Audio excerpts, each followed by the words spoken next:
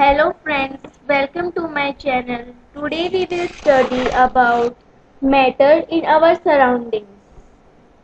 Let's start. Introduction. Matter is anything which occupies space and has some mass. For example, if we look around us, we can see a large number of things of different shapes, sizes and textures. Many of these things are used by us in our everyday life. For example, if we eat food, drink water, breathe in air, and wear clothes, all these things are matter. We use table and chair for studying and bed for sleeping. We also see other human beings, various animals, plants, and trees around us. The things like food, air, clothes, table, chair, human beings, animals, plants, and trees, etc., all are examples of matter. The only conditions for something to be matter are that it should occupy space and have mass. Now the things like friendship, hatred, good manners, affection, thoughts, ideas, taste and smell, etc. do not occupy space and do not have any mass. So from the point of view of chemistry, things like friendship, affection, hatred, good manners, thoughts, ideas, taste and smell are considered matter. Matter can be classified in a number of ways. Ancient Indian philosophers said that all the matter or padarth, living or non-living, was made up of five basic elements, also known as Panch Tattva. Those elements were air, earth, fire, sky, and water. Or we can say those elements were Vayu, Prithvi, Agni, Akash, and Jal. Modern day scientists classify matter into two ways, on the basis of its physical properties and on the basis of its chemical properties. On the basis of physical properties, matter is classified as solids and gases, also liquids. And on the basis of chemical properties, matter is classified as elements, mixtures and compounds. We will study about the classification of matter on the basis of physical properties as well as chemical properties in detail by performing some experiments also. Evidence of the particles of matter.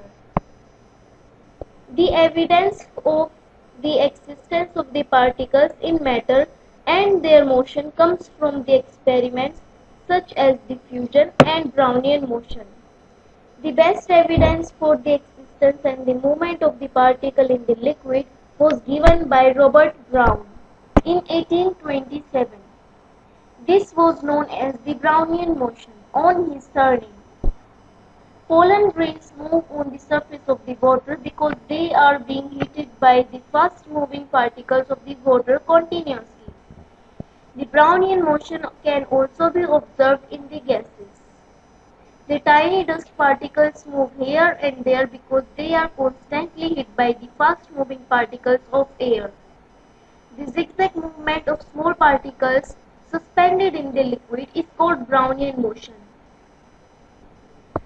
We can see diffusion in gases. It is maximum in gases and minimum in solids. Now we will read the characteristics of the particles of the matter. The important characteristics of particles of matter like atoms or molecules are the following. The particles of matter are very small. Second, the particles of matter have spaces between them. Third, the particles of matter are continuously moving. And fourth, the particles of matter attract each other. Let's discuss all these properties by performing some experiments. We will now perform some simple experiments to show all the characteristics of particles of matter. The samples of matter which we will be used for performing these experiments are potassium permanganate, water, sugar, incense stick, air, copper sulfate, a piece of chalk, and iron nail. Let's perform. The particles of matter are very small. The very small size of the particles of matter can be shown by performing the following experiments by using the potassium permanganate and water. Potassium permanganate is a kind of matter. We will take 2 or 3 small crystals of potassium permanganate and dissolve it in 100 milliliters of water in a beaker. We will get a deep purple colored solution of potassium permanganate in water. Take 10 ml of potassium permanganate solution from the first beaker and mix it with 90 ml of water present in the second beaker in order to dilute it. Due to this dilution, the color of the potassium permanganate solution in the second beaker becomes a bit lighter. Now we will take 10 ml of potassium permanganate solution from the second beaker and mix it with 90 ml of water present in the third beaker in order to dilute it further. The color of the solution will become still lighter. We keep on diluting the potassium permanganate solution like this a number of times, or we can say 5 to 6 times. In this way, we will get a very dilute solution of the potassium permanganate in water, but the water is still colored. This experiment shows that just 2 or 3 tiny crystals of potassium permanganate can impart color to a large volume of water. From this observation, we conclude that potassium permanganate crystal itself must be made up of millions of small particles which keep on separating and spreading, imparting color to the more and more of the water or in dilution. Since each tiny crystal of the potassium permanganate is supposed to be made up of millions of particles, therefore these particles must be very small. Now we will perform an experiment to prove that the particles of matter have spaces between them. Spaces between the particles of matter can be shown by performing the following experiment by using water and salt. We will take 100 ml of water in a beaker and mark the point on the level of the water by a pen. Now we will dissolve 50 ml of salt in water by stirring it with a glass rod till it will be dissolved in the water properly.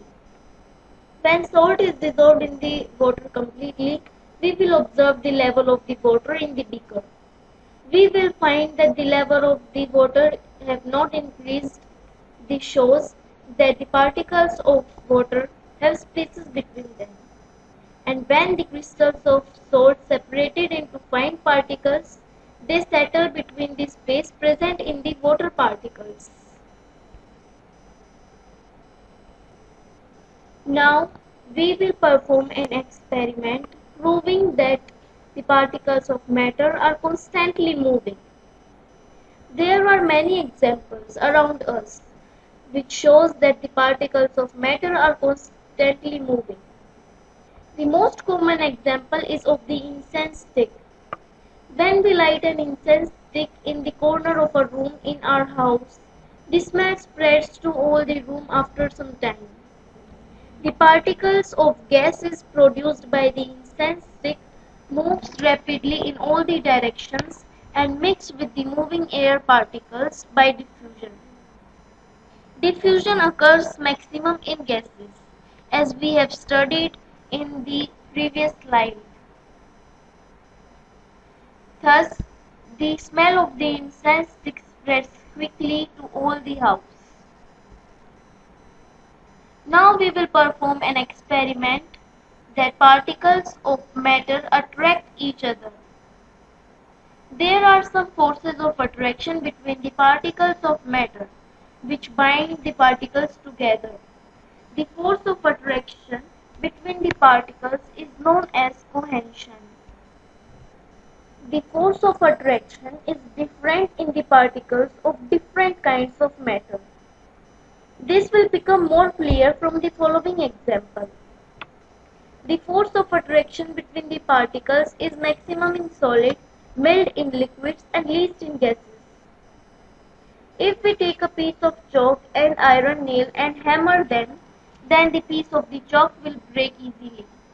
But the iron nail will not break after very hard work of breaking. It means that the force of the attraction is not strong between the particles of chalk, but it is strong than the particles of the chalk in the iron nail. Now, we will read the properties of the solids, liquids and gases. Let's read the properties of the solids. Solids have a fixed shape and fixed volume. If we put them into any beaker, their volume will not change and their shape will also remain constant. Second, solids cannot be compressed much. If we will try to compress the solids, solids will break. Third, solids have high densities. They are heavy. Fourth, solids do not fill their container completely. If we put into a container, they will remain at their place and will not spread in all the beaker. Solids do not flow. Now we will read the properties of liquids. Following are the properties of liquids. Liquids have a fixed volume, but they don't have fixed shape. It means liquid takes the shape of the vessel in which they are placed. Like solids, liquid can't be compressed much. Liquids have moderate to high densities. They are less dense than the solid material. Liquids don't fill their container completely. Liquids generally flow easily.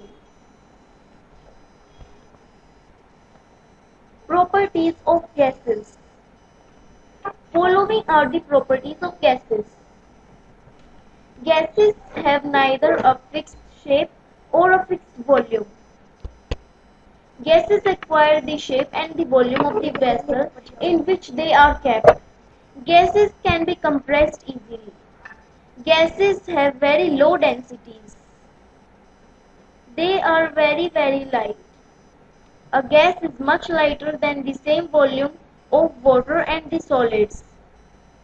Gases fill their container completely in which they are kept. If we will not cover the container, then the gas will leak and spread the entire atmosphere. Gases flow easily. Now we will study about the elements. Let's read. Elements. Elements are the substances which can't be split up into two or more simpler substances by usual chemical methods of applying light, heat, energy, or using any physical method such as evaporation, boiling, etc. Elements are made up of only one kind of atom. They can't be split into more atoms. Every substance in this world is made up of one or more of these elements. Compounds and mixture are also made up of these elements. Elements can be either liquid or solid or gas. There are only two elements that are liquid at room temperature in periodic table. Mercury and bromine are those two substances or elements which are liquid at the room temperature. Let's read about the compounds. Compounds. A compound is made up of two or more elements chemically combined together in a fixed proportion by mass. Their quantity is same such as formation of oxygen is O2. If we will add one more oxygen atom, then it will become ozone gas. Also, compounds don't show the properties of its constituents. Compounds cannot be separated by physical methods such as evaporation, filtration, boiling, etc. Composition of a compound is fixed. The constituents are present in a fixed proportion by mass. A compound has a fixed melting and boiling point. It is also a homogeneous substance in which the constituents are present in the same quantity and they are present uniformly in all the mixture. Energy. Energy is usually absorbed or released during the preparation of a compound. Formation of a compound is a chemical change. Let's read about the mixtures also. Mixtures. A mixture is one which contains two or more different kinds of particles. A mixture contains two or more pure substances mixed together. A mixture is formed of either compounds or either elements. Most of the matter around us exists as the mixture of two or more pure substances. The point should be noted that the mixture are formed by the types of substances and which are not present by the same proportion. The proportion can be changed of the constituents. And the constituents can be separated by the boiling, filtration, magnetizing, etc. Heat is neither released or absorbed in the formation of the mixtures. We will read further about the components of elements, compounds and mixtures in next video. If you like my video, then subscribe my channel and like my video.